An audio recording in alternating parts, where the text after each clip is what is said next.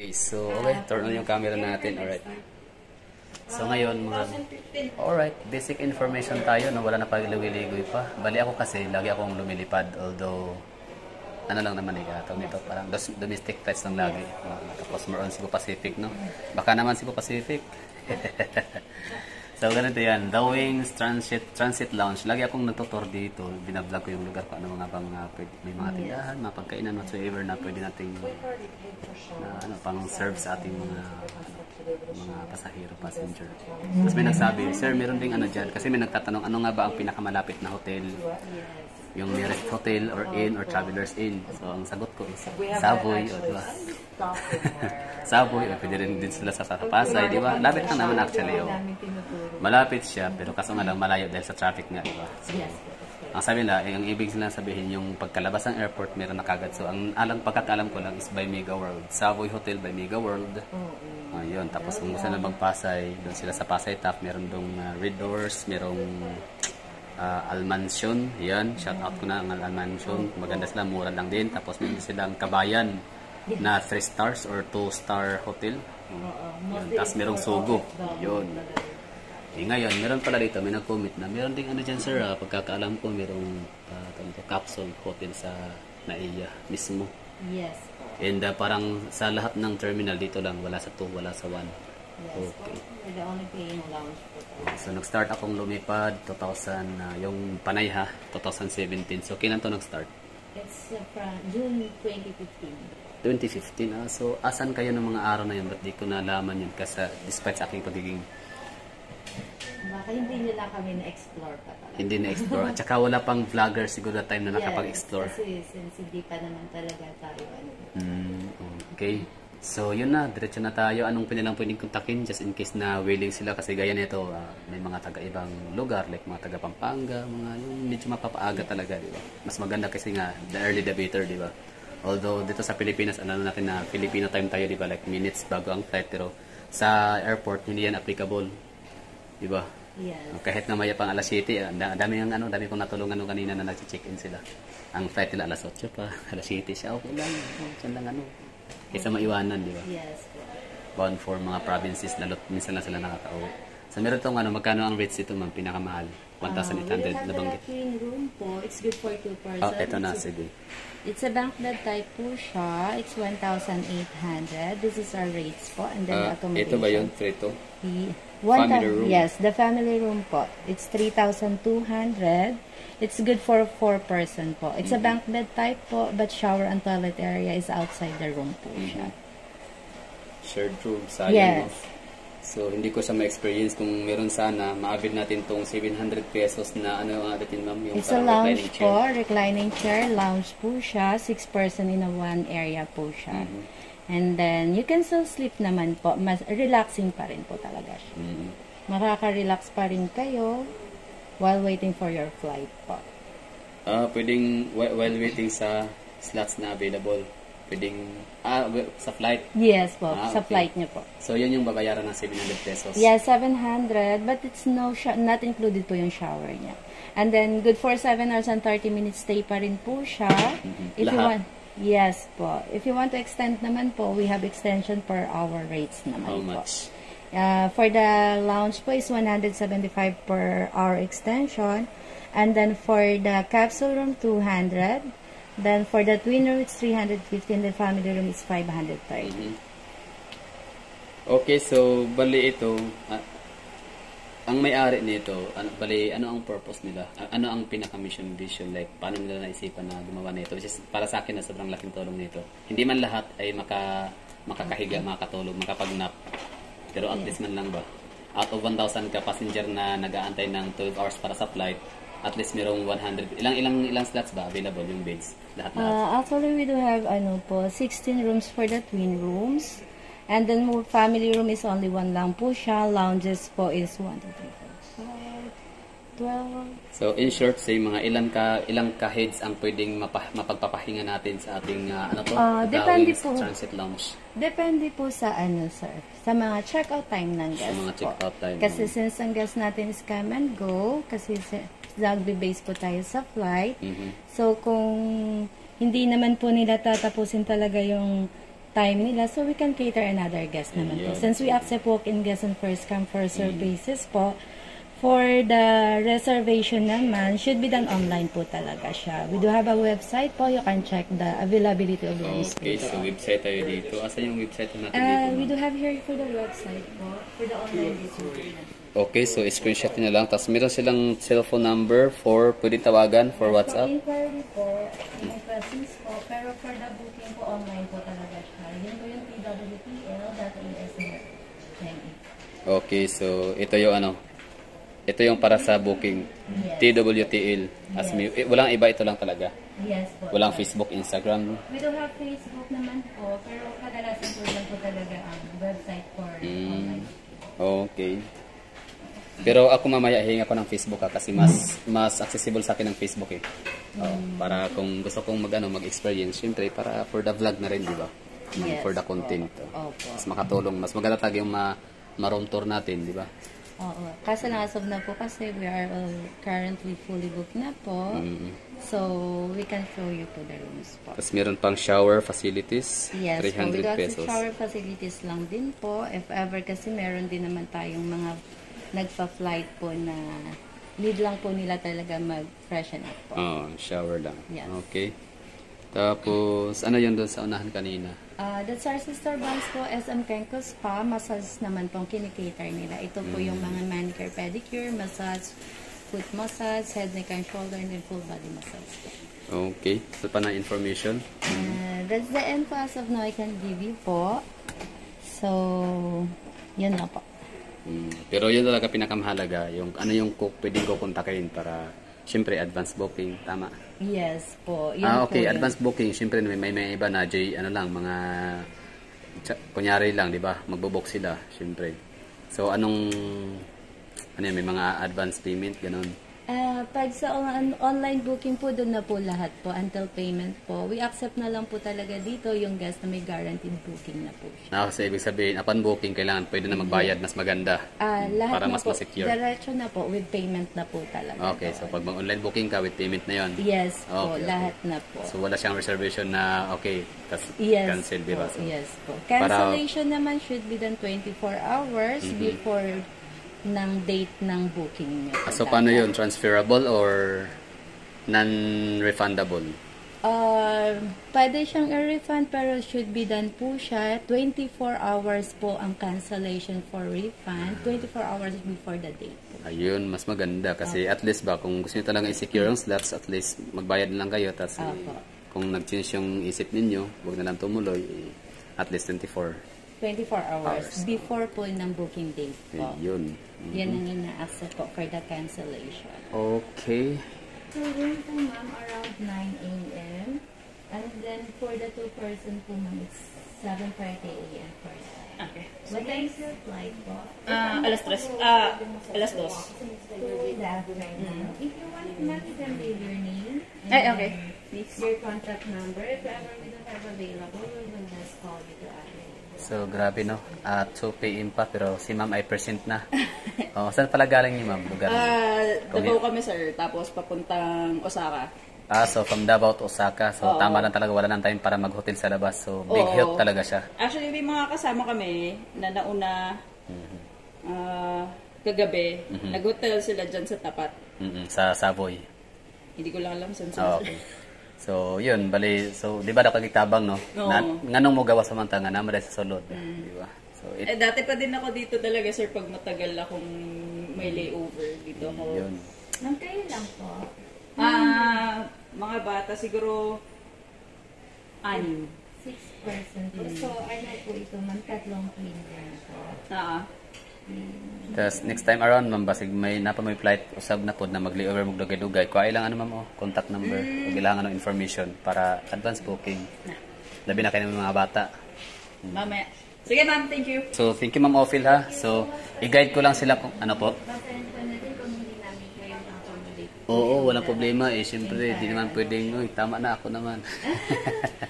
So, i-guide ko na sila paano makapunta. Kasi, actually, ang ating, 4th floor, di ba? Yes. Ang ating, tawag nito, commercial area, napakalawak. Oo, so, di ba kaya hindi sila talaga sanay mag-explore? Okay, ma'am. Sige, Ma'am Ophil, ha? Alright. Okay.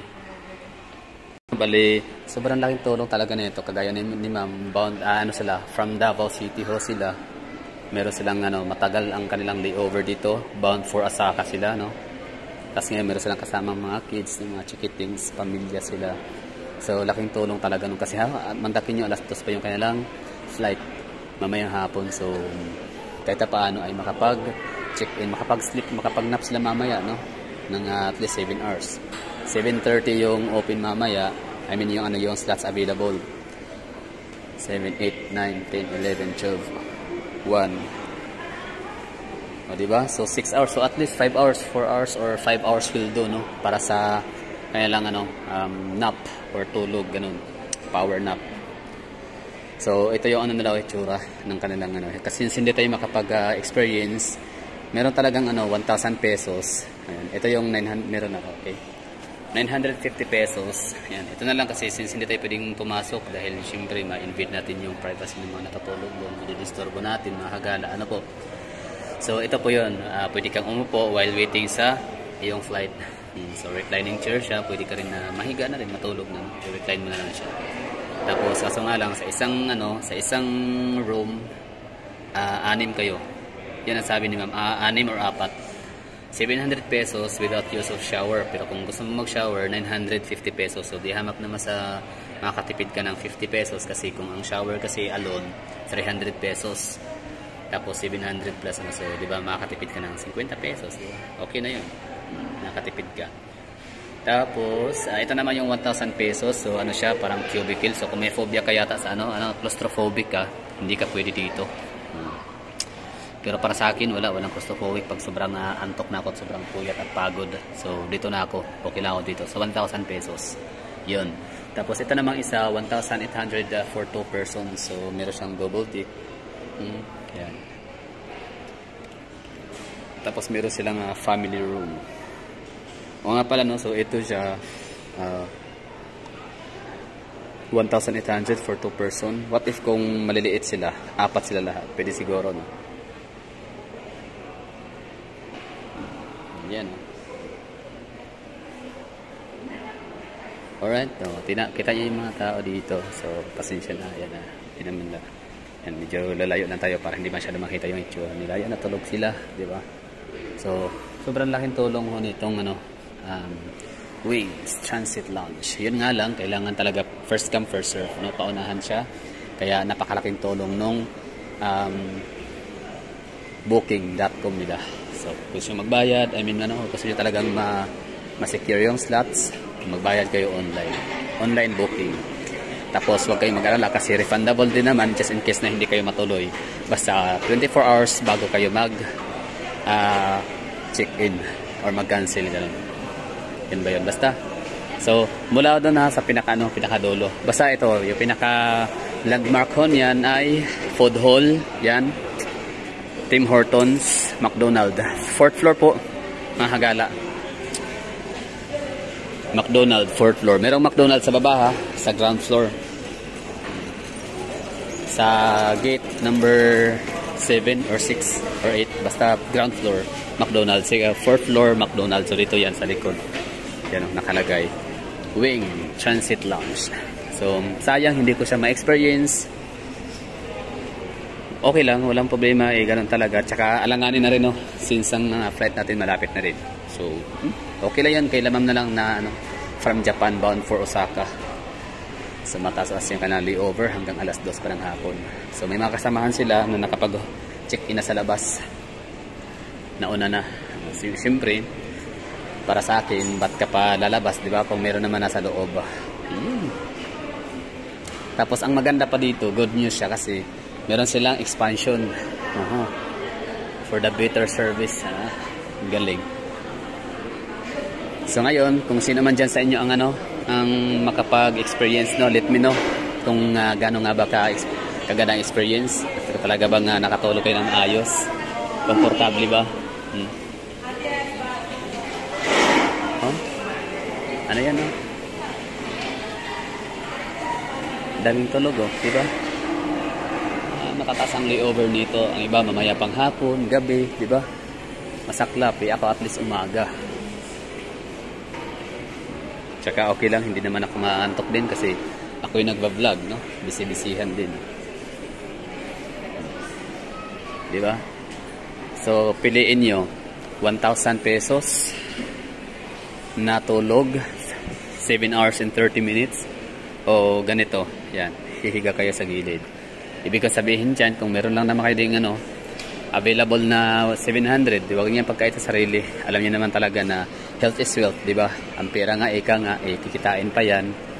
Pero yung katawan, lawas kapital, di ba?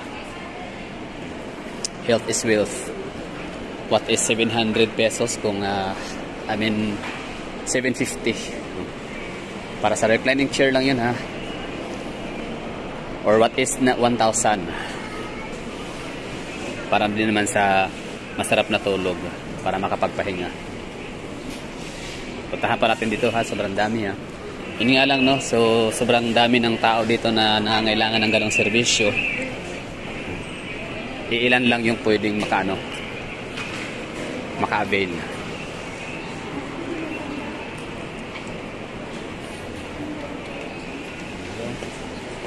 Hirap niyan, walang choice kundi humiga, hindi kakayanin.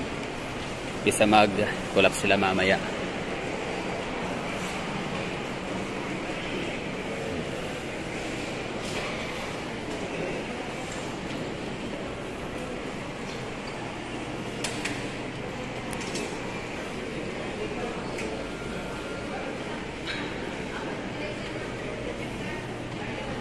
Ako naman kasi din yung tipo sa tao na kapag ka natulog talaga tulog, no? Hindi ako ba kahit paanong ingay.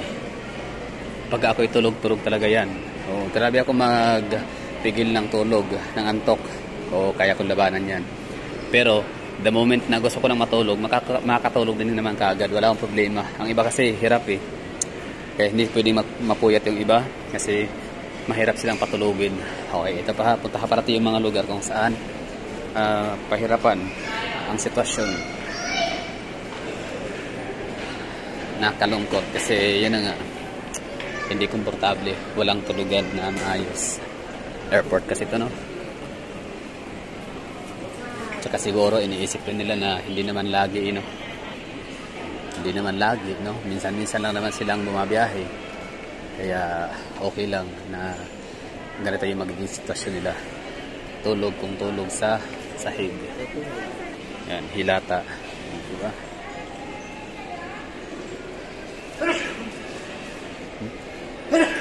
So, ganoon talaga.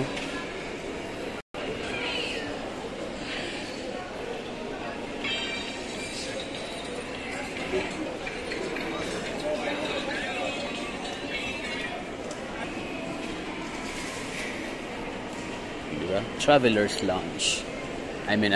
Wing Transit Lounge. Kung meron kayong 700, advance booking nyo na.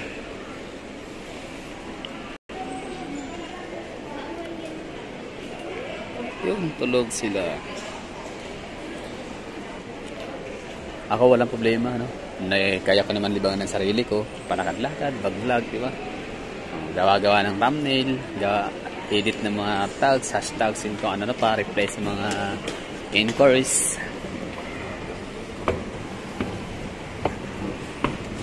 Shopping area, restaurants, potato corner, pancake house. Yun lang, ha, ulitin ko. Mula rito sa Jollibee's 4th floor, ha, shopping area, commercial area natin sa Terminal 3. Pinakamalaking commercial area ng mga sa lahat ng airport sa Pilipinas. Pangalawa yung Mactan. Wala nang dyan, wala nang duda. Halata naman no? Kung kayo nakapagbiyahe sa Mactan Airport tapos sa Naiya in Clark. Dati ang Clark sana. Kaso nga lang ang shopping area ng Clark, Old Clark Airport ay nasa labas. So ngayon walang shopping area sa Clark. Ngayon masyado, no? Coffee shop pa lang, no? At saka kay Cotton Ying. Yan, massage, shower. May shower din, ha? Maliban sa, sa capsule room. Yan. Island Souvenirs. Daming mayayaman sa Cebu, no? Cebu Boss Coffee, Island Souvenirs, owned by Cebuano.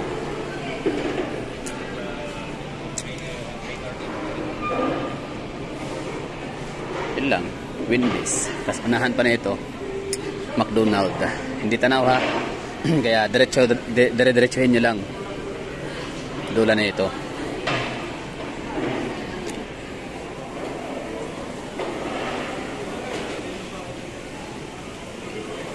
Oh, grabe oh. Gaya na ito oh. Si Angkor. Si Apam. Yung mga yan, ayaw man na lang matulog ng ganyan yung sitwasyon nila, pero wala silang choice. Kaysa magkasakit sila. So, tulog na lang, no? Yan, no? Sa dulo niyan, McDonald's. McDonald's. Tim Hortons.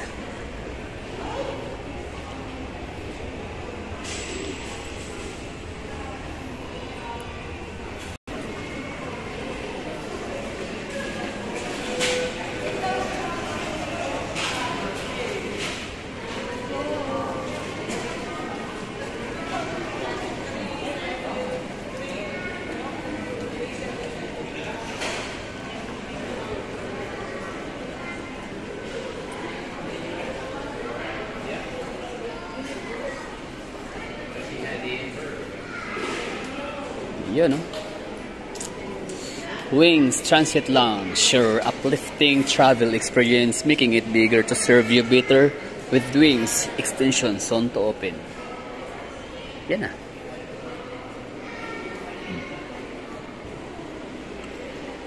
7.5 hours stay, unlimited light snacks, and the hot cold drinks, luggage storage, use of shower area, provided with towel and personal toiletries. Wow, gusto ko yan. So, next na balik ko dito. Booking, early booking talaga dapat. Yan, sila. What's in here? Explore.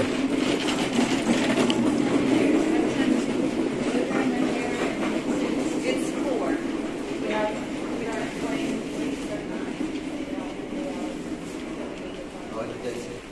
Alright. It helps a lot, no? So, nakakatulong talaga to sa mga naghahanap ng pwedeng masilungan, matulugan, maliguan, freshen up bago ang flight. Kahit ako kanina, sobrang alas 2 ng madaling araw. Malamig yan dapat, di ba? Pero grabe ang init sa Pasay. Kaya yun, pawis tayo kanina. Kaya naisip ko talaga parang kahit hindi ka makatulog basta makaligo man lang sana, no? Iba ang feelings.